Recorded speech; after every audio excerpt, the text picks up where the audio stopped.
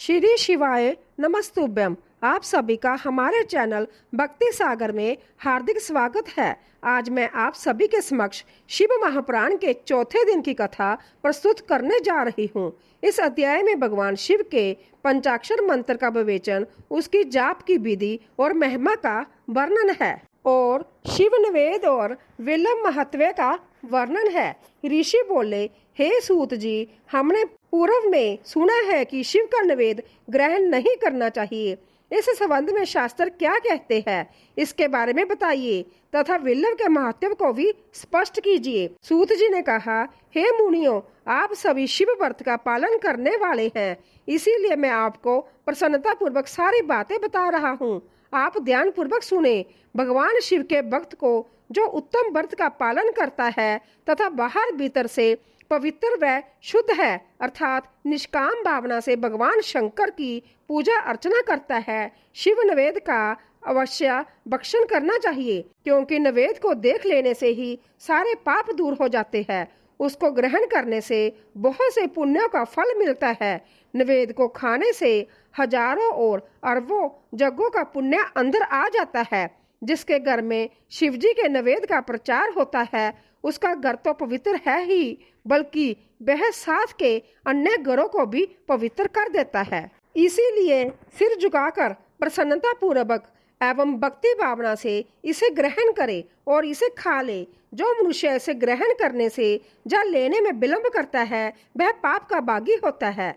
शिव की दीक्षा से युक्त शिव भक्त के लिए निवेद महाप्रसाद है। जो मनुष्य भगवान शिव के अलावा अन्य देवी देवताओं की दीक्षा भी धारण किए हैं, उनके संबंध में ध्यान पूर्वक सुनिए। ब्राह्मणों, जहाँ से शालग्राम शिला की उत्पत्ति होती है, वहाँ उत्पन्न लिंग में, रस लिंग में, पाषाण, रजत तथा सुवर्ण से निर्मित लिंग में, देवताओं तथा सिद्धों द्वारा प्रतिष्ठित लिंग में, केसर लिंग, स्फटिक लिंग, रत्न निर्मित लिंग तथा समस्त ज्योतिर्लिंगों में विराजमान भगवान शिव के निवेद को ग्रहण करना चंद्रायन व्रत के समान पुण्यदायक है। शिव निवेद भक्षण करने एवं उसे सिर पर धारण करने से ब्रह्म हत्या के पाप से भी छुटकारा मिल जाता है और मनुष्य पवित्र हो जाता है। परंतु जहाँ चंडालों का अधिकार हो, वहाँ का महाप्रसाद भक्ति पूर्वक भक्षण नहीं करना चाहिए। वाण लिंग, लो निर्मित लिंग, सिद्ध लिंग, उपासना से प्राप्त अर्थात सिद्धों द्वारा स्थापित लिंग, स्वयंभू लिंग एवं मूर्तियों का जहाँ पर चंड का अधिकार नहीं है, जो मनुष्य भक्ति पूर्वक स्नान कराकर उस जल का 3 बार आचमन करता है, उसके सभी कायक, वाचक और मानसिक पाप नष्ट हो जाते हैं। जो वस्तु भगवान शिव को अर्पित की जाती है, वह अत्यंत पवित्र मानी जाती है। हे ऋषियों, विल्लभ अर्थात बेल का वृक्ष महादेव का रूप है। देवताओं द्वारा इसकी स्तुति की गई है। तीनों लोकों में स्थित सभी तीर्थ विल्लभ में ही निवास करते हैं, क्योंकि इसकी जड़ में लिंग रूपी महादेव जी का वास होता है। जो इसकी पूजा करता है, वह निश्चय ही शिव पद प्राप्त करता है। जो मनुष्य विल्लभ की जड़ के पास अपने मस्तक को जल से सींचता है, उसे संपूर्ण तीर्थ स्थलों पर स्नान का फल प्राप्त होता है। विल्लभ की जड़ों को पूरा पानी से भरा देखकर भगवान शिव संतुष्ट एवं प्रसन्न होते हैं। जो मनुष्य विल्लभ की जड़ों अर्थात मूल भाग का गंध, पुष्प इत्यादि से पूजन करता है, वह सीधा शिव लोक जाता है। उसे संतान और सुख की प्राप्ति होती है। भक्ति पूर्वक पवित्र मन से विल्लभ की जड़ में दीपक जलाने वाला मनुष्य सब पापों से छूट जाता है। इस वृक्ष के नीचे जो मनुष्य एक शिव भक्त ब्राह्मण को भोजन कराता है, उसे 1 करोड़ ब्राह्मणों को भोजन कराने का फल मिलता है। इस वृक्ष के नीचे दूध घी के पके अन्न का दान देने से दरिद्रता दूर हो जाती है। हे ऋषियों, प्रवृत्ति और निर्वृत्ति के 2 मार्ग है। प्रवृत्ति के मार्ग में पूजा पाठ करने से मनोरथ पूर्ण हो जाते हैं। यह संपूर्ण अविष्ट फल प्रदान करता है। किसी सुपात्र गुरु द्वारा विधि विधान से पूजन कराएं। अभिषेक के बाद अगहनी चावल से बना नैवेद्य अर्पण करें। पूजा के अंत में शिवलिंग को संपुट में विराजमान कर घर में किसी शुद्ध स्थान पर रख दे। निर्वृत्ति मार्गी उपासकों को हाथ में ही पूजन करना चाहिए। भिक्षा में प्राप्त भोजन को ही नैवेद्य के रूप में अर्पित करे। निर्वृत्ति पुरुषों के लिए सूक्ष्म लिंग ही श्रेष्ठ है। विभूति से पूजन करें तथा विभूति को ही निवेदित करें। पूजा करने के उपरांत लिंग को मस्तक पर धारण करें। 23वां अध्याय, शिव नाम की महिमा। ऋषि बोले, हे व्यास शिष्य, सूत जी आपको नमस्कार है। हम पर कृपा करें, हमें परम उत्तम रुद्राक्ष तथा शिव नाम की महिमा का महात्म्य सुनाइए। सूत जी बोले, हे ऋषियों, आपने बहुत ही उत्तम तथा समस्त लोगों के हित की बात पूछी है। भगवान शिव की उपासना करने वाले मनुष्य धन्य है, उनका मनुष्य होना सफल हो गया है। साथ ही शिव भक्ति से उनके कुल का उद्धार हो गया है। जो मनुष्य अपने मुख से सदा शिव और शिव नामों का उच्चारण करते हैं, पाप उनका स्पर्श भी नहीं कर पाता है। बसम, रुद्राक्ष और शिव नाम त्रिवेणी के समान महापुण्यमय है। इन तीनों के निवास और दर्शन मात्र से ही त्रिवेणी के स्नान का फल प्राप्त हो जाता है। इनका निवास जिसके शरीर में होता है, उसके दर्शन से ही सभी पापों का विनाश हो जाता है। भगवान शिव का नाम गंगा है, विभूति बसम जमुना मानी गई है तथा रुद्राक्ष को सरस्वती कहा गया है। इनकी संयुक्त त्रिवेणी समस्त पापों का नाश करने वाली है। हे श्रेष्ठ ब्राह्मणों, इनकी महिमा सिर्फ भगवान महेश्वर ही जानते हैं। यह शिव नाम का महात्म्य समस्त पापों को हर लेने वाला है। शिव नाम अग्नि है और महापाप पर्वत है। इस अग्नि से पाप रूपी पर्वत जल जाते हैं। शिव नाम को जपने मात्र से ही पाप मूल नष्ट हो जाते हैं। जो मनुष्य इस पृथ्वी लोक में भगवान शिव के जाप में लगा हुआ रहता है, वह विद्वान, पुण्य आत्मा और वेदों का ज्ञाता है। उसके द्वारा किए गए धर्म कर्म फल देने वाले हैं। जो भी मनुष्य शिव नाम रूपी नौका पाकर भव सागर को तर जाते हैं, उनके भव रूपी पाप निसंदेह ही नष्ट हो जाते हैं। जो पाप रूपी दावानल से पीड़ित है, उन्हें शिव नाम रूपी अमृत का पान करना चाहिए। हे मुनीश्वरों, जिसने अनेक जन्मों तक तपस्या की है, उसे ही पापों का नाश करने वाली शिव भक्ति प्राप्त होती है। जिस मनुष्य के मन में कभी ना खंडित होने वाली शिव भक्ति प्रकट हुई है, उसे ही मोक्ष मिलता है। जो अनेक पाप करके भी भगवान शिव के नाम जप में आदर पूर्वक लग गया है, वह समस्त पापों से मुक्त हो जाता है। इसमें जरा भी संशय नहीं है। जिस प्रकार जंगल में दावानल से दग्ध हुए वृक्ष भस्म हो जाते हैं, उसी प्रकार शिव नाम रूपी दावानल से दग्ध होकर उसके सारे पाप भस्म हो जाते हैं। जिसके भस्म लगाने से अंग पवित्र हो गए हैं और जो आदर सहित शिव नाम जपता है, वह इस अथाह भव सागर से पार हो जाता है। संपूर्ण वेदों का अवलोकन करके महर्षियों ने शिव नाम को संसार सागर को पार करने का उपाय बताया है। भगवान शंकर के एक नाम में भी पाप समाप्त करने की इतनी शक्ति है कि उतने पातक कभी कोई मनुष्य कर ही नहीं सकता। पूर्व काल में इंद्रदुम्न नाम का एक महापापी राजा हुआ था और एक ब्राह्मण युवती जो बहुत पाप कर चुकी थी। शिव नाम के प्रभाव से दोनों उत्तम गति को प्राप्त हुए। हे द्विजो, इस प्रकार मैंने तुमसे शिव नाम की महिमा का वर्णन किया है। 24वां अध्याय, भस्म धारण की महिमा। सूत जी ने कहा, हे ऋषियों, अब मैं तुम्हारे लिए समस्त वस्तुओं को पावन करने वाले भस्म का महात्म्य सुनाता हूँ। भस्म दो प्रकार की होती है, एक महाभस्म और दूसरी स्वल्प भस्म। महाभस्म के भी अनेक भेद है।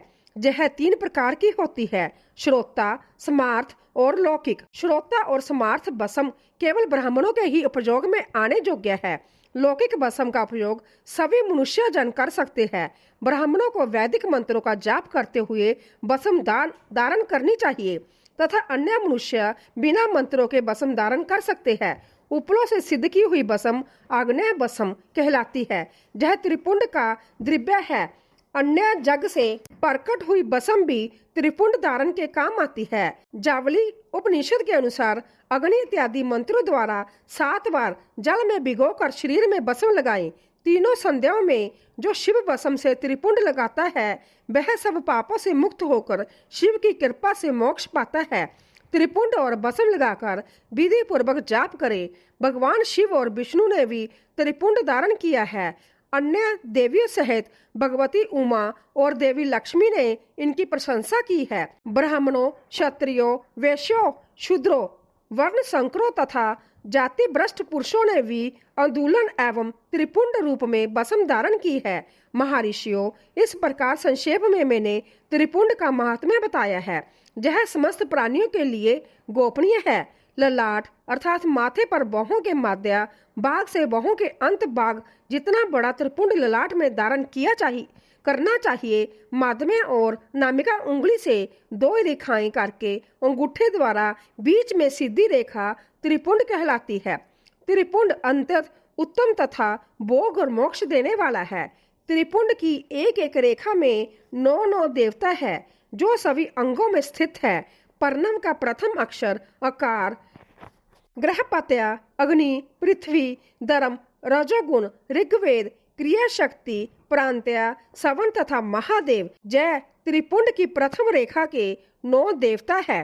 पर्णम का दूसरा अक्षर ओंकार, दक्षिणाग्नि, आकाश, सतवगुण, यजुर्वेद, मध्य दिन, सवन, इच्छा शक्ति, अंतरात्मा तथा महेश्वर जय दूसरी रेखा के 9 देवता है।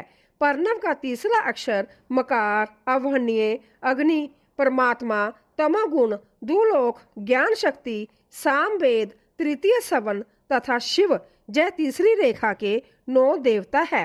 प्रतिदिन स्नान से शुद्ध होकर भक्ति भाव से त्रिपुंड में स्थित देवताओं को नमस्कार त्रिपुंड धारण करें तो भोग और मोक्ष दोनों की प्राप्ति होती है। बसम को 32, 16, 8 अथवा 5 स्थानों में धारण करें। सिर, माथा, दोनों कान, दोनों आंखें, नाक के दोनों नथुनों, दोनों हाथ, मुंह, कंठ, दोनों कोहनी, दोनों भुजदंड, हृदय, दोनों बगल, नाभि, दोनों अंडकोश, दोनों उरु, दोनों घुटनों, दोनों पिंडली, दोनों जांघों और पांव आदि 32 अंगों में क्रमशः अग्नि, बाजू, पृथ्वी, देश, 10 दिशाएं, 10 दिक्पाल, 8 वसुंधरा, ध्रुव, सोम, आम, अनिल, प्रांतीय काल इत्यादि का नाम लेकर भक्ति भाव से त्रिपुंड धारण करे अथवा एकाग्रचित हो 16 स्थान में ही त्रिपुंड धारण करे। सिर, माथा, कंठ, दोनों कंधों, दोनों हाथों, दोनों कोहनियों तथा दोनों कलाइयों, हृदय, नाभि, दोनों पसलियों एवं पीठ में त्रिपुंड लगाकर इन 16 अंगों में धारण करे। तब अश्विनी कुमार, शिव भक्ति, रुद्र, ईश, नारद और वामा आदि 9 शक्तियों का पूजन करके उन्हें त्रिपुंड में धारण करे। सिर, बालों, दोनों कान, मुंह, दोनों हाथ, हृदय, नाभि, और जुगल, दोनों पिंडली एवं दोनों पांव, इन 16 अंगों में क्रमशः शिव, चंद्रमा, रुद्र, ब्रह्मा, गणेश, लक्ष्मी, विष्णु, शिव, प्रजापति, नाग, दोनों नाग कन्या, ऋषि कन्या, समुद्र तीर्थ इत्यादि के नाम स्मरण करके त्रिपुंड बसम धारण करे। माथा, दोनों कान, दोनों कंधे, छाती, नाभि एवं ग्रह, अंग आदि 8 अंगों में सप्त ऋषि ब्राह्मणों का नाम लेकर बसम धारण करे अथवा मस्तक, दोनों भुजाएं, हृदय और नाभि, इन 5 स्थानों को बसम धारण करने के योग्य बताया गया है। देश तथा काल को ध्यान में रखकर बसम को अभिमंत्रित करना चाहिए तथा बसम को जल मिलाना चाहिए।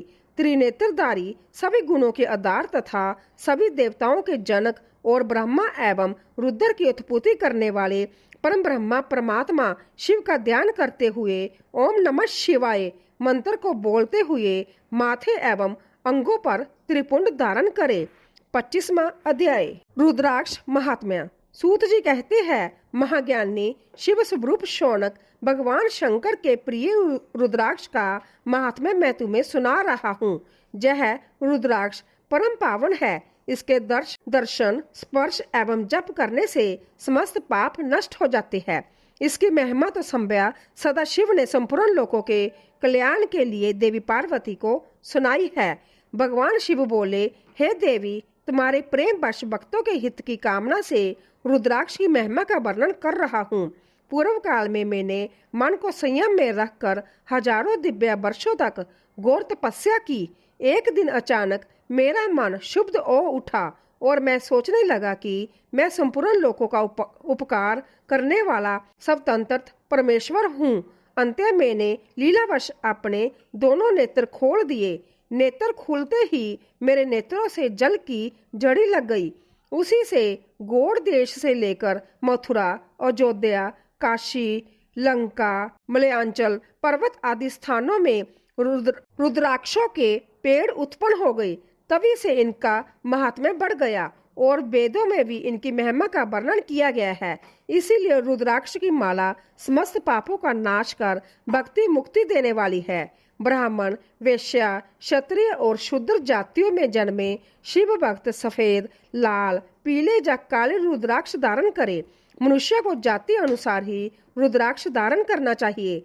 आंवले के फल के बराबर रुद्राक्ष को श्रेष्ठ माना जाता है। बेर के फल के बराबर को मध्यम श्रेणी का और चने के आकार के रुद्राक्ष को निम्न श्रेणी का माना जाता है। हे देवी, बेर के समान रुद्राक्ष छोटा होने पर भी लोक में उत्तम फल देने वाला तथा सुख सौभाग्य की वृद्धि करने वाला होता है। जो रुद्राक्ष आंवले के बराबर है वह सभी अनिष्टों का विनाश करने वाला तथा सभी मनोरथों को पूर्ण करने वाला होता है। रुद्राक्ष जैसे जैसे छोटा होता है वैसे ही वैसे अधिक फल देने वाला होता है। पापों का नाश करने के लिए रुद्राक्ष धारण अवश्य करना चाहिए। यह संपूर्ण अभिष्ट फलों की प्राप्ति सुनिश्चित करता है। लोक में मंगल में रुद्राक्ष जैसा फल देने वाला कुछ भी नहीं है। समान आकार वाले चिकने, गोल, मजबूत, मोटे, कांटेदार रुद्राक्ष, उभरे हुए छोटे छोटे दानों वाले रुद्राक्ष सब मनोरथ सिद्धि एवं भक्ति मुक्तिदायक है। किंतु कीड़ों द्वारा खाए गए टूटे फूटे कांटों से युक्त तथा जो पूरा गोल ना हो, इन 5 प्रकार के रुद्राक्षों का त्याग करें। जिस रुद्राक्ष में अपने आप डोरा पिरोने के लिए छेद हो वही उत्तम माना गया है। जिसमें मनुष्य द्वारा छेद किया हो उसे मध्यम श्रेणी का माना जाता है। इस जगत में 1100 रुद्राक्ष धारण करके मनुष्य जो फल पाता है उसका वर्णन नहीं किया जा सकता। भक्तिमान पुरुष 550 रुद्राक्ष के दानों का मुकुट बना ले और उसे सिर पर धारण करे। 360 दानों का हार बना ले। ऐसे 3 हार बनाकर उनका जोगोपवीत धारण करे। महर्षियों, सिर पर ईशान मंत्र से, कान में तत्पुरुष मंत्र से रुद्राक्ष धारण करना चाहिए। गले में रुद्राक्ष, मस्तक पर त्रिपुंडधारी रुद्राक्ष पहने ओम नमः शिवाय मंत्र का जाप करने वाला मनुष्य जमपुर को नहीं जाता। रुद्राक्ष माला पर मंत्र जपने का करोड़ गुना फल मिलता है। 3 मुख वाला रुद्राक्ष साधन सिद्ध करता है एवं विद्याओं में निपुण बनाता है। 4 मुख वाला रुद्राक्ष ब्रह्मा स्वरूप है। इसके दर्शन एवं पूजन से नर हत्या का पाप छूट जाता है। यह धर्म, अर्थ, काम, मोक्ष आदि 4 पुरुषार्थों का फल देता है। 5 मुख वाले रुद्राक्ष को काल अग्नि अर्थात पंचमुखी कहा जाता है। यह सर्व कामनाएं पूर्ण कर मोक्ष प्रदान करता है। ओ भोग्या स्त्रियों को भोगने के पाप तथा भक्षण के पापों से मुक्त हो जाता है। 6 मुखी रुद्राक्ष कार्तिकेय का स्वरूप है। इसको सीधी बाह में बांधने से ब्रह्म हत्या के दोष से मुक्ति मिलती है। 7मुखी रुद्राक्ष धारण करने से धन की प्राप्ति होती है। 8 मुखों वाला रुद्राक्ष भैरव का स्वरूप है। इसे धारण करने से लंबी आयु प्राप्त होती है और मरने पर शिव पद प्राप्त हो जाता है। 9 मुखों वाला रुद्राक्ष भैरव तथा कपिल मुनि का स्वरूप माना जाता है और भगवती दुर्गा उसकी अधिष्ठात्री देवी मानी गई है। इसे बाएं हाथ में धारण करने से समस्त वैभवों की प्राप्ति होती है। 10 मुख वाला रुद्राक्ष साक्षात भगवान विष्णु का रूप है। इसे धारण करने से सभी मनोरथ पूर्ण हो जाते हैं। 11 मुख वाला रुद्राक्ष रुद्र रूप है। इसको धारण करने से मनुष्य को सब स्थानों पर विजय मिलती है। 12 मुख वाले रुद्राक्ष को बालों में धारण करने से मस्तक पर 11 सूर्य के समान तेज प्राप्त होता है। 13 मुख वाला रुद्राक्ष विश्व देवों का स्वरूप है। इसे धारण करने से सौभाग्य और मंगल का लाभ मिलता है। 14 मुख वाला रुद्राक्ष साक्षात शिव स्वरूप है। इसे भक्ति पूर्वक मस्तक पर धारण करने से समस्त पापों का नाश हो जाता है। इस प्रकार मुखों के भेद से रुद्राक्ष के 14 भेद बताए गए हैं। हे पार्वती जी, अब मैं तुम्हें रुद्राक्ष धारण करने के मंत्र सुनाता हूँ।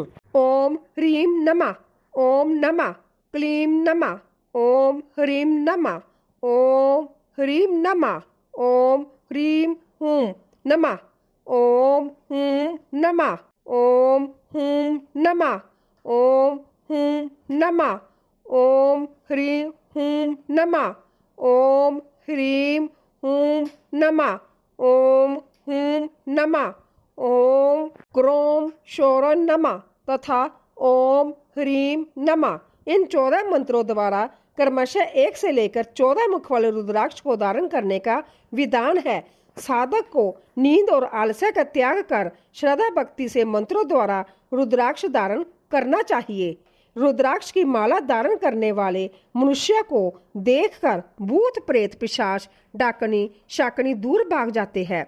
रुद्राक्षधारी पुरुष को देखकर संभ्या मैं भगवान विष्णु, देवी दुर्गा, गणेश, सूर्य तथा अन्य देवता भी प्रसन्न हो जाते हैं। इसीलिए धर्म की वृद्धि के लिए भक्ति पूर्वक मंत्रों द्वारा विधिवत रुद्राक्ष धारण करना चाहिए। मुनीश्वर भगवान शिव ने देवी पार्वती से जो कुछ भी कहा था वह मैंने आपको कह सुनाया है।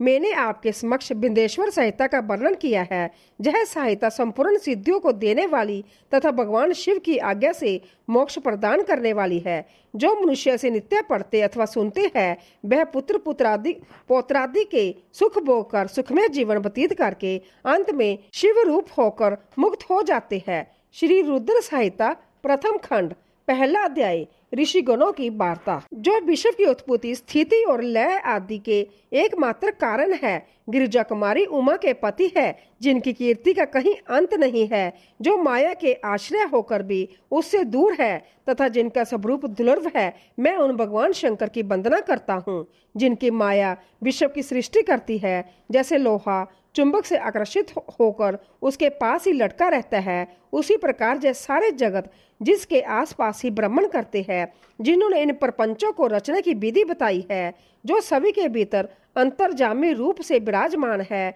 मैं उन भगवान शिव को नमन करता हूँ। ऋषि बोले, हे सूत जी, अब आप हमसे भगवान शिव व पार्वती के परम उत्तम व दिव्य स्वरूप का वर्णन कीजिए। सृष्टि की रचना से पूर्व सृष्टि के मध्यकाल व अंत काल में महेश्वर किस प्रकार व किस रूप में स्थित होते हैं।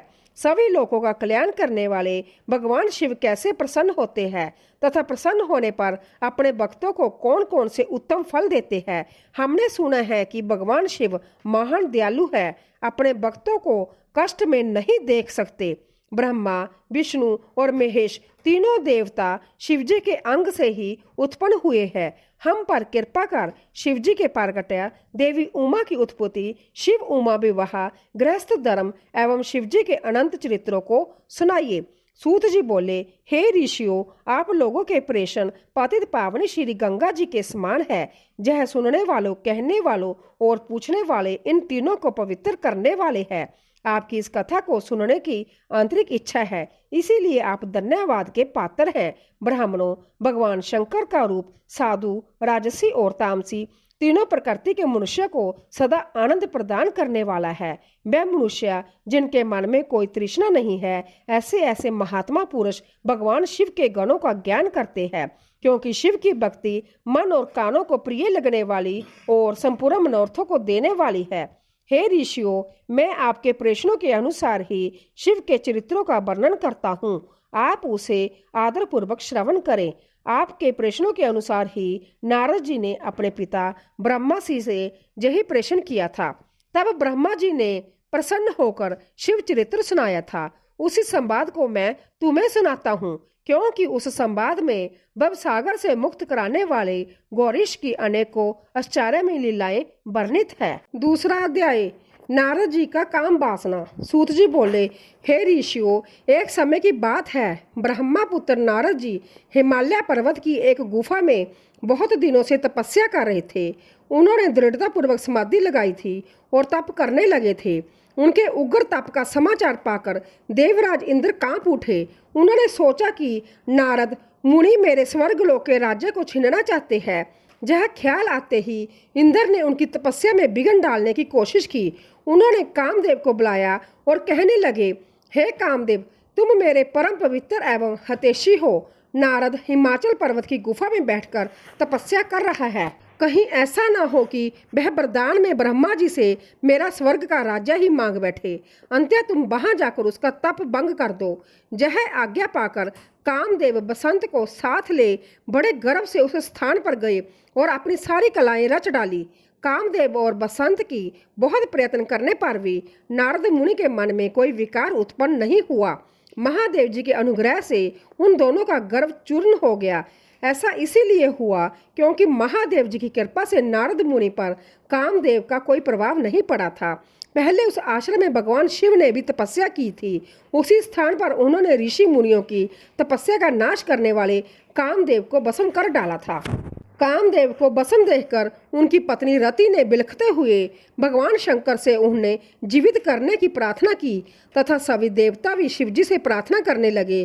तो भगवान महादेव जी ने कहा था कि कुछ समय पश्चात कामदेव संभव जीवित हो जाएंगे, किंतु इस स्थान पर और इसके आसपास जहाँ तक भस्म दिखाई देती है वहाँ तक की पृथ्वी पर कामदेव की माया और कामबाण का कोई प्रभाव नहीं पड़ेगा।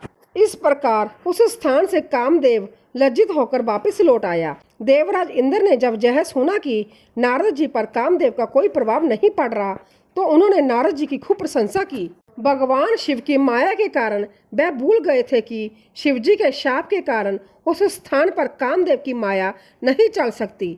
नारद जी भगवान शिव की कृपा से बहुत समय तक तपस्या करते रहे। अपने तप को पूर्ण हुआ समझकर नारद जी उठे तो उन्हें कामदेव पर विजय प्राप्त करने का ध्यान आया। तब उन्हें मन ही मन इस बात का घमंड हुआ कि उन्होंने कामदेव पर विजय प्राप्त कर ली है। इस प्रकार अभिमान से उनका ज्ञान नष्ट हो गया। यह समझ नहीं सके कि कामदेव के पराजित होने से भगवान शंकर की ही माया थी। तब वह अपने काम विजय की कथा सुनाने के लिए शीघ्र ही कैलाश पर्वत पर जा पहुंचे और भगवान शिव को नमस्कार करके अपनी तपस्या की सफलता का समाचार तथा कामदेव पर विजय प्राप्त करने का समाचार कह सुनाया। यह सब सुनकर महादेव जी ने नारद की प्रशंसा करते हुए कहा, हे नारद जी, आप परम धन्य हैं, परंतु मेरी एक बात याद रखना कि यह समाचार किसी अन्य देवता को मत सुनाना, विशेषकर भगवान विष्णु से तो इस बात को कदापि न कहना। यह वृत्तांत सबसे छिपाकर रखने योग्य है। तुम मेरे प्रिय हो, इसीलिए मैं तुम्हें यह आज्ञा देता हूँ कि यह बात किसी के सामने प्रकट मत करना। परंतु वह तो शिव की माया से मोहित हो चुके थे, इसीलिए उनकी दी शिक्षा को ध्यान में ना रखते हुए वह ब्रह्मालोक चले गए। वहां ब्रह्मा जी को नमस्कार बोले, मैंने अपने तपोबल से कामदेव को जीत लिया है। यह सुनकर ब्रह्मा जी ने भगवान शिव के चरणों का चिंतन करके सारा कारण जान लिया तथा अपने पुत्र नारद को यह सब किसी और से कहने के लिए मना कर दिया। नारद के मन में अभिमान के अंकुर उत्पन्न हो गए थे, जिसके फलस्वरूप उनकी बुद्धि नष्ट हो गई थी। वह तो तुरंत विष्णु लोक पहुंचकर भगवान विष्णु को यह सारा किस्सा सुनाना चाहते थे। अंत्य शीघ्र ही वह ब्रह्मा लोक से चल दिए। नारद मुनि को आते देखकर भगवान विष्णु सिंहासन से उठ खड़े हुए। उन्होंने नारद को गले लगा लिया और आदर सहित आसन पर बिठाया। भगवान शिव के चरणों का स्मरण करके भगवान विष्णु ने नारद जी से पूछा, नारद जी, आप कहाँ से आ रहे हैं और इस लोक में आपका शुभ आगमन किस लिए हुआ है? यह सुनकर नारद जी ने हंकार सहित अपने तप के पूर्ण होने एवं कामदेव पर विजय प्राप्त करने का समस्त हाल उन्हें कह सुनाया। भगवान विष्णु काम के विजय के असली कारण को समझ चुके थे। वह नारद जी से बोले, हे नारद जी, आपकी कीर्ति एवं निर्मल बुद्धि धन्य है। काम, क्रोध एवं लोभ मोह उन मनुष्यों को पीड़ित करते हैं जो भक्तिहीन है। आप तो ज्ञान वैराग्य से युक्त एवं ब्रह्मचारी हैं, फिर भला यह काम आपका क्या बिगाड़ सकता है? देवऋषि नारद बोले, हे भगवान, यह सब आपकी कृपा का ही फल है। आपकी कृपा के आगे कामदेव की क्या समर्थ्य है जो मेरा कुछ बिगाड़ सके? मैं तो सदा ही निर्भय हूँ। इतना कहकर नारद जी विष्णु भगवान को नमस्कार वहां से चल दिए। तीसरा अध्याय, नारद जी का भगवान विष्णु से उनका रूप मांगना। सूत जी बोले, महर्षियों, नारद जी के चले जाने पर शिव जी की इच्छा से विष्णु भगवान ने एक अवैधुत माया रची। उन्होंने जिस ओर नारद जी जा रहे थे वहां एक सुंदर नगर बना दिया। वह नगर वैकुंठ लोक से भी अधिक रमणीय था। वहां बहुत से विहार स्थल थे। उस नगर के राजा का नाम शीलनिधि था। उस राजा की एक बहुत सुंदर कन्या थी। उन्होंने अपनी पुत्री के लिए स्वयंवर का आयोजन किया था। उनकी कन्या का वर्ण करने के लिए उत्सुक बहुत से राजकुमार पधारे थे। वहां बहुत चहल पहल थी। इस नगर की शोभा देखते ही नारद जी का मन मोहित हो गया। जब राजा शीलनिधि ने नारद जी को आते देखा तो उन्हें सादर प्रणाम करके स्वर्ण सिंहासन पर बिठाकर उनकी पूजा की। फिर अपनी देव सुंदरी कन्या को बुलाया, जिसने महर्षि के चरणों में प्रणाम किया। नारद जी से उसका परिचय कराते हुए शीलनिधि ने निवेदन किया, महर्षि, यह मेरी पुत्री श्रीमती है। इसके स्वयंवर का आयोजन किया गया है। इस कन्या के गुण दोषों को बताने की कृपा कीजिए। राजा के ऐसे वचन सुनकर नारद जी बोले, राजन, आपकी कन्या साक्षात लक्ष्मी है। इसका भावी पति भगवान शिव के समान वैभवशाली, त्रिलोक विजय वीर तथा कामदेव को भी जीतने वाला होगा। ऐसा कहकर नारद मुनि वहां से चल दिए। शिव की माया के कारण वह काम के वशीभूत हो सोचने लगा कि राजकुमारी को कैसे प्राप्त करूं। स्वयंवर में आए सुंदर एवं वैभवशाली राजा को छोड़कर भला जे मेरा वरण कैसे करेगी। वह सोचने लगे कि नारियों को सौंदर्य बहुत प्रिय होता है। सौंदर्य को देखकर ही श्रीमती मेरा वरण कर सकती है। ऐसा विचार कर नारद जी फिर विष्णु लोक में जा पहुंचे और उन्होंने राजा शीलनिधि की कन्या का स्वयंवर के बारे में बताया तथा उस कन्या के साथ विवाह करने की इच्छा व्यक्त की। उन्होंने भगवान विष्णु से प्रार्थना की कि वह अपना रूप उन्हें प्रदान करे ताकि श्रीमती उन्हें ही वरे। सूत जी कहते हैं, महर्षियों, नारद मुनि की ऐसी बात सुनकर भगवान मधुसूदन हंस पड़े और भगवान शंकर के प्रभाव का अनुभव करके उन्होंने इस प्रकार उत्तर दिया। भगवान विष्णु बोले, हे नारद, वहां आप अवश्य जाइए। मैं आपका हित उसी प्रकार करूंगा जिस प्रकार पीड़ित व्यक्ति का श्रेष्ठ वैद्य करता है, क्योंकि तुम मुझे विशेष प्रिय हो। ऐसा कहकर भगवान विष्णु ने नारद मुनि को बानर का मुख तथा शेष अंगों को अपना मनोहर रूप प्रदान कर दिया। तब नारद जी ने अत्यंत प्रसन्न होते हुए अपने को परम सुंदर समझकर शीघ्र ही स्वयंवर में आ गए और उस राज्य सभा में जा बैठे। उस सभा में रुद्रगण ब्राह्मण के रूप में बैठे हुए थे। नारद जी का बानर रूप केवल कन्या और रुद्रगणों को ही दिखाई दे रहा था, बाकी सबको नारद जी का वास्तविक रूप ही दिखाई दे रहा था। नारद जी मन ही मन प्रसन्न होते हुए श्रीमती की प्रतीक्षा कर रहे थे। हे ऋषियों, वह कन्या हाथ में जयमाला लिए अपनी सखियों के साथ स्वयंवर में आई। उसके हाथों में सोने की सुंदर माला थी।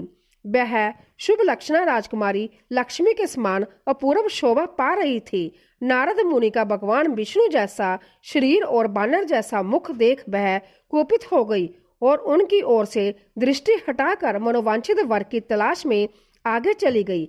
सभा में अपने मनपसंद वर को ना पाकर वह उदास हो गई। उसने किसी के भी गले में वरमाला नहीं डाली। तभी भगवान विष्णु राजा की वेशभूषा धारण कर वहां आ पहुंचे। विष्णु जी को देखते ही उस परम सुंदरी ने उनके गले में वरमाला डाली। विष्णु जी राजकुमारी को साथ लेकर तुरंत अपने लोक को चले गए। यह देखकर नारद जी विचलित हो गए। तब ब्राह्मणों के रूप में उपस्थित रुद्रगणों ने नारद जी से कहा, हे नारद जी, आप व्यर्थ ही काम से मोहित हो सौंदर्य के बल से राजकुमारी को पाना चाहते हैं। पहले जरा अपना बानर के समान मुख तो देख लीजिए। सूत जी बोले। यह वचन सुनकर नारद जी को बड़ा आश्चर्य हुआ। उन्होंने दर्पण में अपना मुंह देखा। बानर के समान मुख को देखकर वह अत्यंत क्रोधित हो उठे तथा दोनों रुद्रगणों को शाप देते हुए बोले, तुमने एक ब्राह्मण का मजाक उड़ाया है। अंत्य तुम ब्राह्मण कुल में पैदा होकर भी राक्षस बन जाओ। यह सुनकर वह शिवगण कुछ नहीं बोले, बल्कि इसे भगवान शिव की इच्छा मानते हुए उदासीन भाव से अपने स्थान को चले गए और भगवान शिव की स्तुति करने लगे। चौथा अध्याय, नारद जी का भगवान विष्णु को शाप देना। ऋषि बोले, हे सूत जी, रुद्रगणों के चले जाने पर नारद जी ने क्या किया और वह कहाँ गए, इस सब के बारे में भी हमें बताइए। सूत जी बोले, हे ऋषियों, माया से मोहित नारद जी ने उन दोनों शिव गणों को शाप देकर भी मोहवश कुछ जान न सके। तत्पश्चात क्रोधित होते हुए वह तालाब के पास पहुंचे और वहां जल में पुण्य अपनी परछाई देखी तो उन्हें फिर बानर जैसी आकृति दिखाई दी। उसे देखकर नारद जी को और अधिक क्रोध बढ़ाया। वह सीधे विष्णु लोक की ओर चल दिए। वहां पहुंचकर भगवान विष्णु से वह बोले, हे हरि, तुम बड़े दुष्ट हो। अपने कपड़ से विषम को मोहने वाले तुम दूसरों को सुखी होता नहीं देख सकते। तभी तो तुमने सागर मंथन के समय मोहिनी का रूप धारण कर दैत्यों से अमृत का कलश छीन लिया था और उन्हें अमृत की जगह मदिरा पिलाकर पागल बना दिया था। यदि उस समय भगवान शंकर दया करके विष को ना पीते तो तुम्हारा सारा कपट प्रकट हो जाता। तुम्हें कपट पूर्ण चालें अधिक प्रिय है। भगवान महादेव जी ने ब्राह्मणों को सर्वोपरि बताया है। आज तुम्हें मैं ऐसी सीख दूंगा जिससे तुम फिर कभी नहीं भी ऐसा कार्य नहीं कर सकोगे। अब तक तुम्हारा किसी शक्तिशाली मनुष्य से पाला नहीं पड़ा है, इसीलिए तुम निडर बने हुए हो, परंतु अब तुम्हें तुम्हारी करनी का पूरा फल मिलेगा। माया मोहित नारद जी क्रोध से खिन्न थे।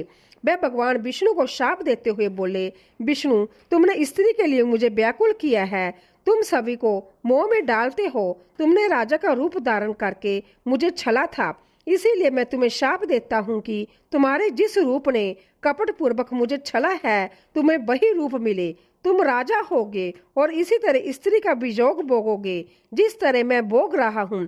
तुमने जिन बानरों के समान मेरी आकृति बना दी है, वही बानर तुम्हारी सहायता करेंगे। तुम दूसरों को स्त्री वियोग का दुख देते हो, इसीलिए तुम्हें भी यही दुख भोगना पड़ेगा। तुम्हारी स्थिति अज्ञान से मोहित मनुष्य जैसी हो जाएगी। अज्ञान से मोहित नारद जी का शाप विष्णु भगवान ने स्वीकार कर लिया। तत्पश्चात उन्होंने महालीला करने वाली मोहिनी माया को समाप्त कर दिया। माया के जाते ही नारद जी का खोया हुआ ज्ञान लौट आया और उनकी बुद्धि पहले की तरह हो गई। उनकी सारी व्याकुलता चली गई तथा मन में आश्चर्य उत्पन्न हो गया। यह सब जानकर नारद जी बहुत पछताने लगे और अपने को धिक्कारते हुए भगवान विष्णु के चरणों में गिर पड़े और उनसे क्षमा मांगने लगे। नारद जी कहने लगे कि मैंने अज्ञानवश होकर और माया के कारण आपको जो शाप दे दिया है वह झूठा हो जाए। भगवान, मेरी बुद्धि खराब हो गई थी जो मैंने आपके लिए बुरे वचन अपनी जुबान से निकाले। मैंने बहुत बड़ा पाप किया है। हे प्रभु, मुझ पर कृपा कर मुझे ऐसा कोई उपाय बताइए जिससे मेरा सारा पाप नष्ट हो जाए। कृपया मुझे प्रायश्चित का तरीका बताइए। तब श्री विष्णु ने उन्हें उठाकर मधुर वाणी में कहा, हे महर्षि, आप दुखी ना हो, आप मेरे श्रेष्ठ भक्त हैं, इसमें कोई संदेह नहीं है। नारद जी, आप चिंता मत कीजिए, आप परम धन्य हैं। आपने अहंकार के वशीभूत होकर भगवान शिव की आज्ञा का पालन नहीं किया था, इसीलिए उन्होंने ही आपका गर्व नष्ट करने के लिए यह लीला रची थी। वह निर्गुण और निर्विकार है और सत्य, रज और तम आदि गुणों से परे है। उन्होंने अपनी माया से ब्रह्मा, विष्णु और महेश तीनों रूपों को प्रकट किया है। निर्गुण अवस्था में उन्हीं का नाम शिव है। वह ही परमात्मा, महेश्वर, परम ब्रह्मा, अविनाशी, अनंत और महादेव नामों से जाने जाते हैं। उन्हीं की आज्ञा से ब्रह्मा जी जगत के सृष्टा हुए हैं। मैं तीनों लोकों का पालन करता हूँ और शिव जी रुद्र रूप में सबका संहार करते हैं। वह शिव रूप सबके साक्षी है। वह माया से भिन्न और निर्गुण है। वह अपने भक्तों पर सदा दया करते हैं। मैं तुम्हें समस्त पापों का नाश करने वाला, भोग एवं मोक्ष प्रदान करने वाला उपाय बताता हूँ। अपने सारे शकों एवं चिंताओं को त्याग कर भगवान शंकर की जश और कीर्ति का गुणगान करो और सदा अनन्य भाव से शिव जी की शतनाम स्तोत्र का पाठ करो, उनकी उपासना करो तथा प्रतिदिन उनकी पूजा अर्चना करो। जो मनुष्य शरीर, मन और वाणी द्वारा भगवान शिव की उपासना करते हैं उन्हें पंडित या ज्ञानी कहा जाता है। जो मनुष्य शिव जी की भक्ति करते हैं उन्हें संसार रूपी भव सागर से तत्काल मुक्ति मिल जाती है। जो लोग पाप रूपी दावानल से पीड़ित है उन्हें शिव नाम रूपी अमृत का पान करना चाहिए। वेदों का पूर्ण ज्ञात प्राप्त करने के पश्चात ही ज्ञानी मनुष्य ने शिव जी की पूजा को जन्म मरण रूपी बंधनों से मुक्त होने का सर्वश्रेष्ठ साधन बताया है। इसीलिए आज से ही रोज भगवान शिव की कथा सुनो और कहा करो तथा उनका पूजन किया करो। अपने हृदय में भगवान शिव के चरणों की स्थापना करो तथा उनके तीर्थों में निवास करते हुए उनकी स्तुति कर उनका गुणगान करो। इसके बाद नारद जी, तुम मेरी आज्ञा से अपने मनोरथ की सिद्धि के लिए ब्रह्मा लोक जाना। वहां अपने पिता ब्रह्मा जी की स्तुति करके उनसे शिव महिमा के बारे में पूछना। ब्रह्मा जी शिव भक्तों में श्रेष्ठ है।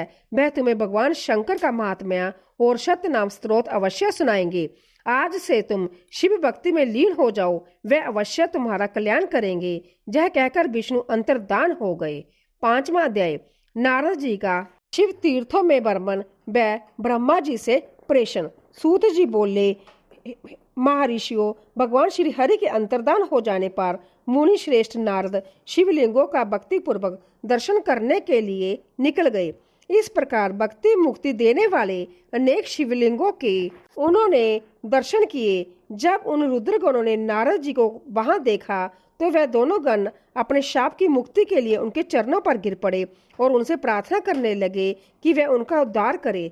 नारद मुने, हम आपके अपराधी हैं। राजकुमारी श्रीमती के स्वयंवर में आपका मन माया से मोहित था। उस समय भगवान शिव की प्रेरणा से आपने हमें शाप दे दिया था। अब आप हमारी जीवन रक्षा का उपाय कीजिए। हमने अपने कर्मों का फल भोग लिया हो, कृपा कर हम पर प्रसन्न होकर हमें शाप मुक्त कीजिए। नारद जी ने कहा, हे रुद्रगणों, आप महादेव के गण हैं एवं सभी के लिए आदरणीय है।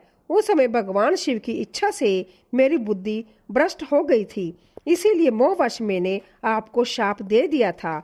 आप लोग मेरे इस अपराध को क्षमा कर दे, परंतु मेरा वचन झूठा नहीं हो सकता, इसीलिए मैं आपको शाप से मुक्ति का उपाय बताता हूँ। मुनिवर, विश्रवा के वीर्य द्वारा तुम एक राक्षसी के गर्भ में जन्म लोगे। समस्त दिशाओं में रावण और कुंभकर्ण के नाम से प्रसिद्धि पाओगे। राक्षस राज का पद प्राप्त करोगे। तुम बलवान व वैभव से युक्त होगे। तुम्हारा प्रताप सभी लोकों में फैलेगा। समस्त ब्राह्मण के राजा होकर भी भगवान शिव के परम भक्तों में होगे। भगवान शिव के ही दूसरे स्वरूप श्री विष्णु के अवतार के हाथों से मृत्यु पाकर तुम्हारा उद्धार होगा तथा फिर अपने पद पर प्रतिष्ठ हो जाओगे। सूत जी कहने लगे कि इस प्रकार नारद जी का कथन सुनकर वह दोनों रुद्रगण प्रसन्न होते हुए वहां से चले गए और नारद जी भी आनंद से सरोवर हो मानी मन शिव जी का ध्यान करते हुए शिव तीर्थों का दर्शन करने लगे। इसी प्रकार भ्रमण करते करते वह शिव की प्रिय नगरी काशीपुरी में पहुंचे और काशीनाथ का दर्शन कर उनकी पूजा उपासना की। श्री नारद जी शिव जी की भक्ति में डूबे उनका स्मरण करते हुए ब्रह्मा लोक को चले गए। वहां पहुंचकर उन्होंने ब्रह्मा जी को आदर पूर्वक नमस्कार किया और उनकी स्तुति करने लगे। उस समय उनका हृदय शुद्ध हो चुका था और उनके हृदय में शिव जी के प्रति भक्ति भावना ही थी और कुछ नहीं था। नारद जी बोले, हे पितामह, आप तो परम ब्रह्मा परमात्मा के स्वरूप हो, अच्छी प्रकार से जानते हो। आपकी कृपा से मैंने भगवान विष्णु के महात्म्य का ज्ञान प्राप्त किया है एवं भक्ति मार्ग, ज्ञान मार्ग, तपो मार्ग, दान मार्ग तथा तीर्थ मार्ग के बारे में जाना है, परंतु मैं शिव तत्व के ज्ञान को अभी तक नहीं जान पाया हूँ। मैं उनकी पूजा विधि को भी नहीं जानता हूँ। अंत अब मैं उनके बारे में सभी कुछ जानना चाहता हूँ। मैं भगवान शिव के विपिन चरित्रों, उनके स्वरूप तथा वह सृष्टि के आरंभ में माध्य में किस रूप में थे, उनकी लीलाएं कैसी होती है और प्रलय काल में भगवान शिव कहाँ निवास करते हैं, उनका विवाह तथा उनके पुत्र कार्तिकेय के जन्म आदि की कथाएं मैं आपके श्री मुख से सुनना चाहता हूँ। भगवान शिव कैसे प्रसन्न होते हैं और प्रसन्न होने पर क्या क्या प्रदान करते हैं, इस संपूर्ण वृत्तांत को मुझे बताने की कृपा करें।